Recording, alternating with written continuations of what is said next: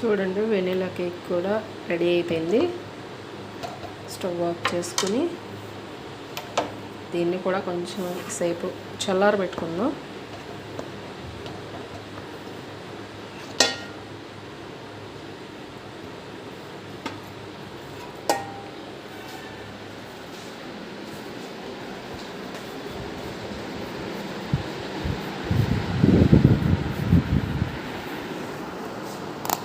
Pan కిందలా చల్లారబెట్టేసుకుంటే చల్లారిన తర్వాత సరే ఎంత ఫ్లఫీగా వచ్చిందో, ఎంత బాయిల్ అయిపోయింది.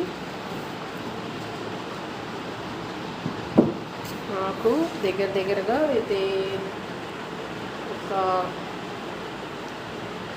అంటే బాగా చిన్నమని పెట్టానండి. ఇది వచ్చేసి దగ్గరగా 1 అవర్ పట్టింది.